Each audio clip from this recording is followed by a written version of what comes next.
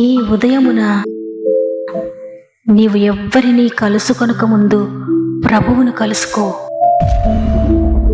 నీవు ఎవ్వరినీ చూడకముందు ప్రభువును చూడు.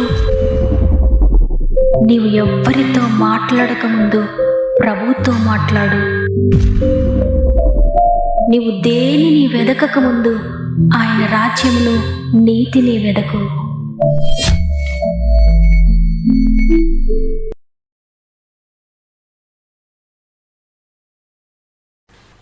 Praise the lord. ఈ ఉదయకాలమున గాడ్ ఫస్ట్ అనే ఆధ్యాత్మిక కార్యక్రమమునకు మరి ఒకసారి మిమ్మల్ని అందరినీ హృదయపూర్వకంగా ఆహ్వానిస్తూ ప్రభువైన యేసుక్రీస్తు నామములో మీ అందరికీ నా యొక్క శుభములు తెలియజేస్తున్నాను. ఎలా ఉన్నారు దేవుని బిడ్డలారా? పరిస్థితులను బట్టి కృంగిపోతూ ఉన్నారా? నేను యేసయ్యను కలిగి ఉన్నాను, ఆయన ఎప్పటికీ నన్ను విడిచిపెట్టడు అనే ధైర్యాన్ని కలిగి ఉండండి. ఎందుకంటే మీ జీవితంలో ఎన్ని పోరాటాలు మీకు ఎదురవుతూ ఉన్నా, సమస్యలను చూస్తుంటే ఇక ఎటు తోచకుండా ఏమి చేయాలో అర్థం కాని పరిస్థితుల్లో మీరున్నా, మీ కుటుంబ పరిస్థితులు దిగజారిపోతున్నట్లుగా మీకు అనిపిస్తూ ఉన్నా, ఎంత మాత్రము కృంగిపోకండి. ఈ లోకంలో అందరికన్నా ఎక్కువగా ప్రేమిస్తున్న ప్రభు ఈరోజు మీతో మాట్లాడుతూ ఉన్నారు. నన్ను ఆశ్రయించండి, నేను మిమ్మల్ని లేవనెత్తుతానని ఆయన మీతో మాట్లాడుతూ ఉండగా, విడువని ఎడబాయిని దేవుని బట్టి మీరు ధైర్యం తెచ్చుకోండి. మీకేమైనా ప్రార్థన విన్నపములు ఉంటే కామెంట్స్ ద్వారా నాకు తెలియచేయండి. దేవుని బిడ్డలారా, మీ అందరి కొరకు మేము తప్పక ప్రార్థిస్తూ ఉన్నాం. మన ప్రార్థనలు ఎప్పటికీ వ్యర్థం కావు, మన కన్నీరు ఎప్పటికీ వ్యర్థం కాదు. మనకు జవాబిచ్చే దేవుడే మన దేవుడు. కాబట్టి ప్రస్తుత పరిస్థితులు ఎలా ఉన్నా యేసయ్యను కలిగి ఉన్న మీరు ధైర్యంగా ఉండండి. విశ్వాసాన్ని విడిచిపెట్టకండి. నమ్ముట నీ వలనైతే నమ్మువానికి సమస్తము సాధ్యమే. నీ జీవితంలో అసాధ్యమైనది ఏది ఉండదు. అన్నిటినీ ఆయన సాధ్యపరచబోతున్నాడు. సమస్త మహిమ ఘనత దేవునికి చెల్లునుగాక.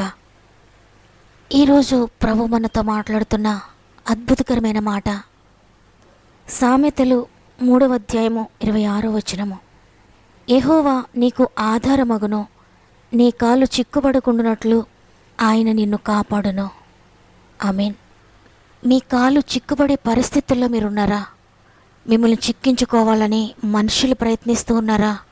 లేక చీకటి శక్తులు మిమ్మల్ని పడవేయాలని, మీ కుటుంబాన్ని నాశనం చేయాలని, మిమ్మల్ని చిక్కించుకోవాలని ప్రయత్నిస్తూ ఉన్నాడా? ఎటువంటి పరిస్థితుల్లో ఉన్నా భయపడకండి, నేను నీకు ఆధారంగా ఉంటానని ఈరోజు ప్రభు వాగ్దానం చేస్తున్నారు. అవును, దేవునిని ఆధారంగా చేసుకున్న వారు ఎప్పటికీ కూడా నష్టపోరు. మనుషులను నమ్మితే ఏదో ఒక రోజున మోసపోతాం, ఏదో ఒక రోజున వారు మనలను చిక్కించుకోవడానికి ప్రయత్నిస్తారు. అయితే యేసయ్యను నమ్ముకున్న వారు ఎవ్వరూ కూడా మోసపోరు, ఎవరు కూడా సిగ్గుపడరు, ఎవరు కూడా నష్టపోరు. అయితే చాలామంది మనుషులను ఆధారంగా చేసుకుంటూ ఉన్నారు. శ్రమ రాగానే గొప్పవారిని జ్ఞాపకం చేసుకుంటూ, వారు మాకున్నారు, వారి దగ్గరికి వెళ్తే మాకు సహాయం దొరుకుతుంది, వారు మాకు సహాయంగా ఉంటారు అని మనుషులపై ఎంతగానో ఆధారపడి అనేక సందర్భాల్లో నష్టపోవడం మనం చూస్తున్నాం. కానీ శ్రమ రాగానే దేవుడు నాకున్నాడు, ఆయన నాకు ఆశ్రయంగా ఉన్నాడు కదా, ఆయన తప్పక నన్ను విడిపిస్తాడు, నన్ను ఆయన విడిచిపెట్టడు, ఆయన నన్ను సిగ్గుపరచడు అని నాకు యేసయ్య తెలుసు, ఆయన గొప్పతనం తెలుసు, ఆయన ప్రేమ తెలుసు, ఆయన నాకున్నారు అని నీవు ఆయన మీద ఆధారపడితే నీకు ఆధారంగా ఉంటాడాయన. చూడండి, కీర్తనకారుడు 46వ అధ్యాయము 1వ వచనంలో దేవుడు మనకు ఆశ్రయమును దుర్గమునై ఉన్నాడు, ఆపత్కాలములో ఆయన నమ్ముకొనదగిన సహాయకుడు అని చెప్తున్నాడు. అవును, దావీదు మహారాజయుండి దేవునిని ఆశ్రయంగా పెట్టుకున్నాడు. రాజుకు తక్కువైంది ఏముంటుంది చెప్పండి? ఆయన చేతిలో రాజ్యం ఉంది, రాజరికం ఉంది, ధనధాన్యాలున్నాయి, కావలసినంత సంపద ఉంది, వెండి బంగారాలున్నాయి. ఇవన్నీ కలిగి ఉండి వాటిని ఆశ్రయించకుండా దేవునిని ఆశ్రయించి దేవుని మీద మాత్రమే ఆశ పెట్టుకున్నాడు ఆయన. మనుషులంగా కొద్దిగా ధనం ఉంటే దేవునిని మర్చిపోతూ ఉంటాం, ఉద్యోగం ఉంటే దేవుని మర్చిపోతాం, ఆరోగ్యంగా బలంగా ఉంటే దేవుడు గుర్తురాడు, వ్యాపారం సరిగా ఉంటే దేవునిని మర్చిపోతాం, ప్రేమించే భర్త భార్య ఉంటే వారి ప్రేమల్లో పడి దేవుని ప్రేమను మర్చిపోతాం. అన్ని సమృద్ధిగా ఉన్నప్పుడు దేవునిని మర్చిపోతూ ఉంటాం. కానీ దావీదుకు అన్నీ ఉండి దేవుణ్ణి ప్రేమించే వ్యక్తిగా ఉన్నాడు. ఆయన మీద మాత్రమే ఆధారపడ్డాడు. అందువల్ల దేవుడు దావీదును ఎప్పుడూ కూడా విడిచిపెట్టలేదు. అనేకమైన ఆపదలు కలిగాయి, అనేక శోధనలు కలిగాయి. అనేక మంది దండెత్తి దావీదురాజును పడవేయాలని చూచారు. కానీ యుద్ధము యెహోవాదే, ఆయన నాకు తోడుగా ఉండగా నాకు భయం ఏంటి అని పూర్తిగా ప్రభుపై ఆధారపడ్డాడు. ఆయన అంటున్నాడు, కొండల తట్టు నా కళ్ళెత్తుచున్నాను, నాకు సహాయం ఎక్కడి నుండి వచ్చును? యెహోవా వలననే నాకు సహాయము కలుగును అని. అవును, మనము దేని వైపు కన్నులెత్తినా, ఎవరి సహాయం కొరకు ఎదురు చూచినా సహాయం అనేక సార్లు పొందుకోలేము. ఆ విషయాన్ని దావీదు పూర్తిగా తెలుసుకున్నాడు. అందువల్ల ఏ సమయంలోనైనా దేవునిపై ఆధారపడ్డాడు దావీదు.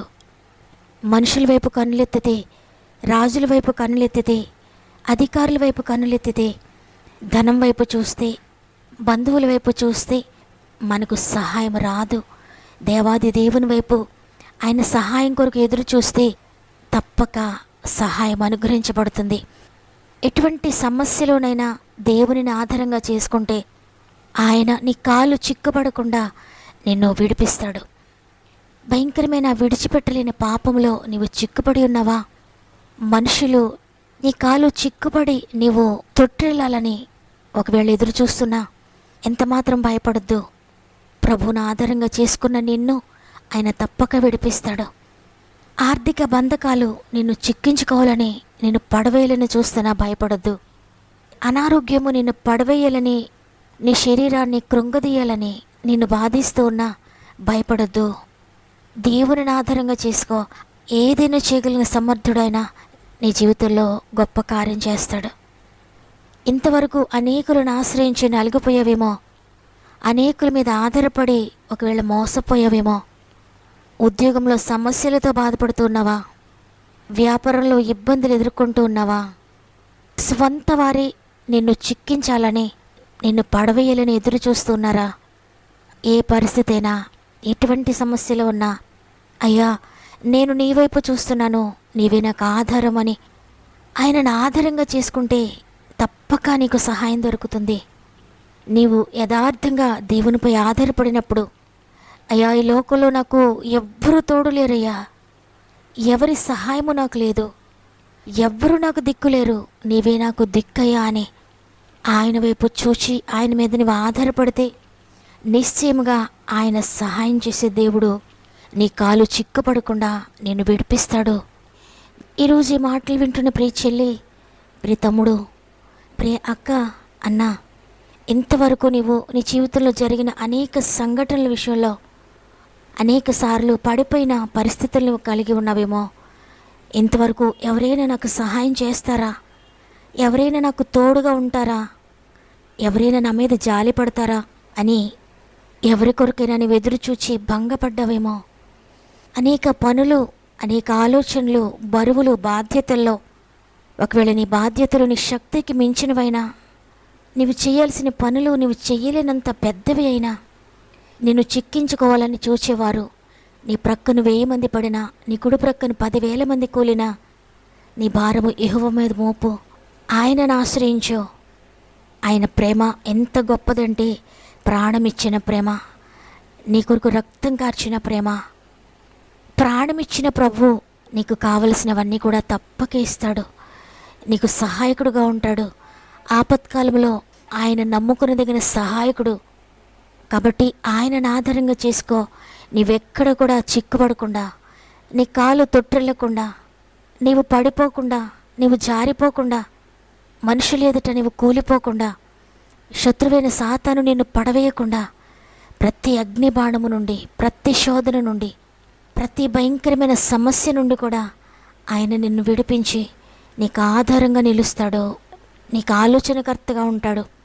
కాబట్టి ఈ ఉదయాన ఇంతవరకు నేను అనేక మంది మీద ఆధారపడ్డానయ్యా, ఇది మొదలుకొని పూర్తిగా నీ మీద ఆధారపడుతున్నాను. ఎందుకంటే నేను నమ్మిన వారందరూ నన్ను మోసం చేసిన వారే, నన్ను విడిచిపెట్టిన వారే, వారెవ్వరూ నాకు సహాయకులుగా నిలవలేకపోయారు. అయితే ఎప్పుడు విడవని ఎడబాయని నిన్ను ఈరోజు నేను నాకు సహాయంగా చేసుకుంటున్నాను. నీ మీద ఆధారపడుతున్నానయ్యా. నీవే నాకు దిక్కయ్యా, నీవు తప్ప నాకు వేరే ఆశ్రయం లేదయ్యా అని పూర్తిగా దేవునిపై ఆధారపడి హృదయపూర్వకంగా ఒక్క నిమిషం అందరం కలిసి ప్రభు సన్నిధిలో మోకరించి ప్రార్థన చేద్దాం. ప్రేమ కలిగిన తండ్రి, నీకు వందనాలు. ఆశ్చర్యకరుడా, సహాయకుడా, మాకు ఆధారమైన వాడా, నీకు స్తుతులు చెల్లిస్తున్నాను. ఈరోజు మీరు ఇచ్చిన వాగ్దానాన్ని మా అందరి జీవితంలో నెరవేర్చండి. మీ కాలు చిక్కుపడకుండా నేను మిమ్మల్ని విడిపిస్తాను, నేను మీకు ఆధారంగా ఉంటానని వాగ్దానం చేశారయ్యా. అయ్యా, మీ కుటుంబం అంతటిని నీ చేతులకు అప్పగిస్తున్నాను. వారు ఏ విషయంలో జారిపోయిన పరిస్థితుల్లో, వారి కాలు తడబడుతున్న పరిస్థితుల్లో, వారి జీవితాల్లో తొట్టిల్లుతున్న పరిస్థితుల్లో ఉన్నారో, ఎవరు వారిని చిక్కించుకోవాలని, ఏ పరిస్థితులు వారిని పడవేయాలని చూస్తున్నాయో ప్రతి పరిస్థితి నుండి విడిపించండి అయ్యా. ప్రతి చీకటి శక్తి నుండి విడిపించండి నాయన. మనుషుల యొక్క కపటోపాయములు వారిని అంటకుండా వారిని చాటు చేయండి అయ్యా. తండ్రి, వారి శక్తికి మించినవి ఏవైతే వారి ఎదుట కనబడుతున్నాయో వాటన్నిటి నుండి వారిని దాటించండి, వాటన్నిటి నుండి వారిని విడిపించండి. రక్షణ లేని కుటుంబాలకు రక్షణ దాయిచేయండి. పాపం నుండి విడిపించండి అయ్యా. శాపగ్రస్తమైన పరిస్థితులన్నిటి నుండి విడిపించండి, వ్యసనాల నుండి విడిపించండి. ఏ కుటుంబంలో ఆర్థిక బంధకాలు, అప్పుల సమస్యలు ఉన్నాయో నైనా ప్రతి దాని నుండి దాటించండి. ఆర్థిక బంధకాలన్నీ తెంచివేయండి అయ్యా. గొప్ప విడుదల దయచేయండి. ఏ కుటుంబంలో కలతలు, ఇంటి సమస్యలు, కుటుంబ కలతలు, భూ వివాదాలు, భార్యాభర్తల మధ్య అసమాధానాలు, ఈ విధంగా ఏ సమస్యలున్నా ప్రతి సమస్య నుండి విడిపించండి. కోర్టు సమస్యల నుండి విడిపించండి అయ్యా. అన్యాయంగా ఎవరైతే కోర్టు కేసులు అనుభవిస్తూ ఉంటే తండ్రి న్యాయం జరిగించండి. తండ్రి, గర్భఫలం లేని బిడ్డలందరినీ చేతులకు అప్పగిస్తున్నానయ్యా. గర్భఫలం యెహోవా ఇచ్చు బహుమానం అనే గ్రంథంలో ఉంది. ప్రతి గర్భమును ముట్టి అద్భుతం చేయండి. ఉద్యోగ లేము నుండి విడిపించండి. వ్యాపారాల్లో మీరు తోడుగా ఉండండి. వివాహాలు కాని బిడ్డలందరి జీవితాల్లో అద్భుతకరంగా ఆశ్చర్యకరమైన వివాహాలు జరిగించండి. అనారోగ్య సమస్యలతో బాధపడుతున్న వారిని ముట్టండి నాయన. తండ్రి, ఎంత క్రిటికల్ కండిషన్లో ఉన్నా నేను స్వస్థపరిచి యెహోవాను నేను సెలవిచ్చారు. యేసు మీ బలియాగమను బట్టి ప్రతి కుమార్తెను, ప్రతి కుమారుని అద్భుతకరంగా స్వస్థపరిచి లేవనెత్తండి. స్వంత గృహాలు లేని బిడ్డలందరికీ చక్కటి గృహాలు దయచేయండి. పరిచర్యలో ఉన్న దైవ సేవకులందరినీ నీ చేతులకు అప్పగిస్తున్నానయ్యా. ఎవరెవరికైతే మందిరాలు లేవో ప్రతి ఒక్కరికి చక్కటి మందిరాలు మీరు దయచేయండి అయ్యా. ఎగ్జామ్ కొరకు ప్రిపేర్ అవుతున్న బిడ్డలందరికీ తోడుగా ఉండండి. మంచి రిజల్ట్స్ దయచేయండి. ఇంటర్వ్యూస్కి వెళ్తున్న బిడ్డలందరికీ సమయోచితమైన జ్ఞానమును అనుగ్రహించి నడిపించండి. ఇది మనం ప్రారంభిస్తుండగా మీ కుటుంబం అంతటికీ తోడుగా ఉండి, ప్రత్యేకంగా ఈరోజు పుట్టినరోజులు, పెండ్లి దినాలు జరుపుకున్న వారిని నీ చేతులకు అప్పగిస్తున్నాను. ఇచ్చిన నూతన సంవత్సరం బట్టి నీకు వందనాలు. ఈ సంవత్సరం అంతా వారికి తోడుగా ఉండండి. ఆత్మీయంగా ఉన్నత స్థితిని మీరు దయచేస్తారని యేసయ్య పరిశుద్ధమైన నామంలో అడిగి వేడుకొంచున్నాను తండ్రి. ఆమెన్. దేవుని చిత్తమైతే మరల రేపు అందరం కలిసి ఆయనను స్తుతిందాం. అంతవరకు ప్రభు మీకు, మీ కుటుంబాలకు తోడయండి, నడిపించును గాక. God bless.